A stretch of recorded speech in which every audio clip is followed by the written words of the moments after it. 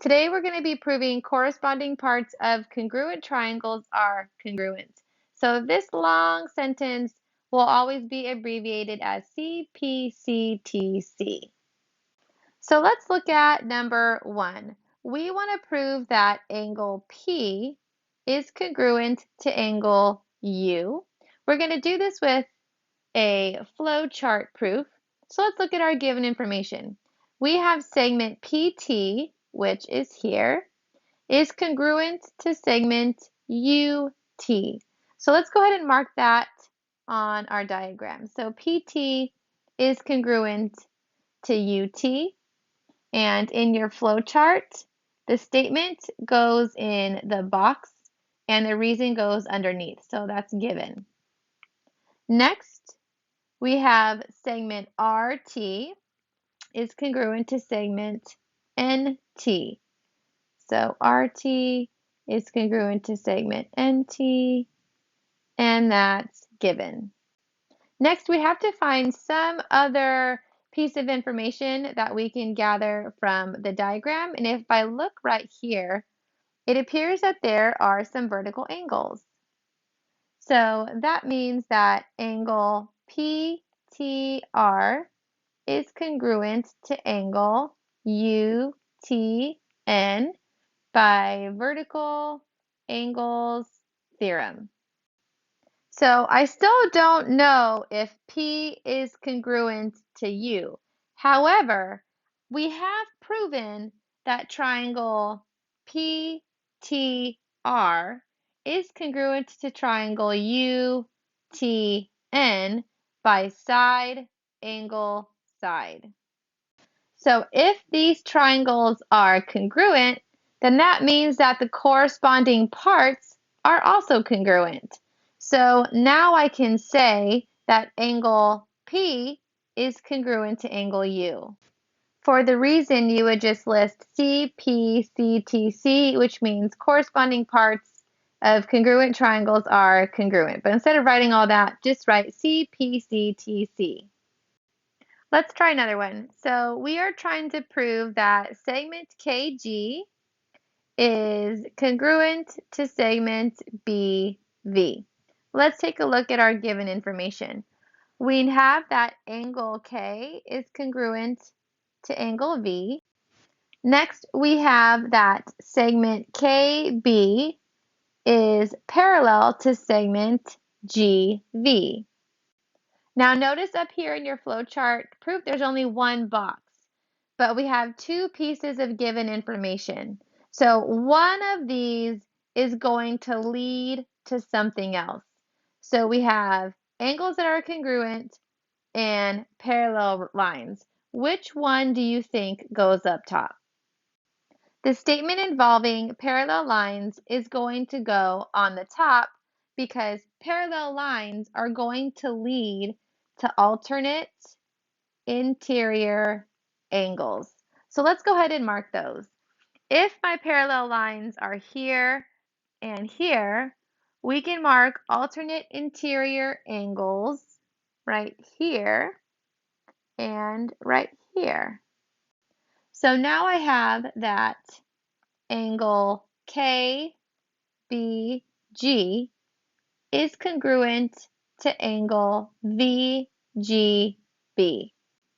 So hopefully you can see the fact that these angles are congruent. It's not going to lead to something else like these did. So I'm just going to put angle K is congruent to angle V in the first box, which is given. And then we have to find something else over here that's going to lead to the triangles being congruent. So what can you take from the diagram that would give us another piece of information that would lead to congruent triangles? These triangles do share a common side. So that means that segment BG is congruent to segment GB by the reflexive property of congruence. Now we have enough information to prove that these triangles are congruent. What theorem or postulate will justify that? The two triangles are congruent by the angle-angle side, triangle congruence postulate. So here we have an angle, and then a shared side, and then angle, angle, shared side. So now that we've proven that the triangles are congruent, now we can say that segment KG is congruent to segment BV because corresponding parts of congruent triangles are congruent.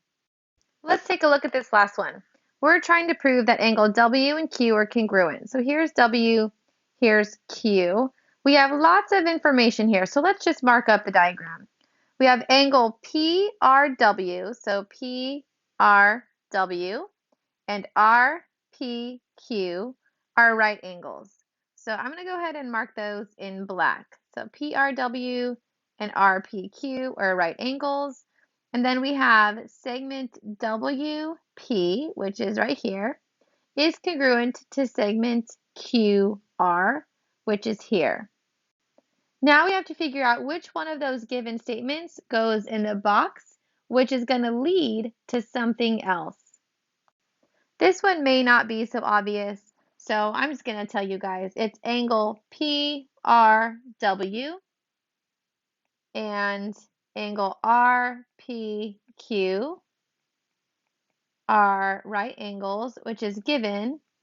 And because they're right angles, that means that angle PRW is congruent to angle RPQ because all right angles are congruent.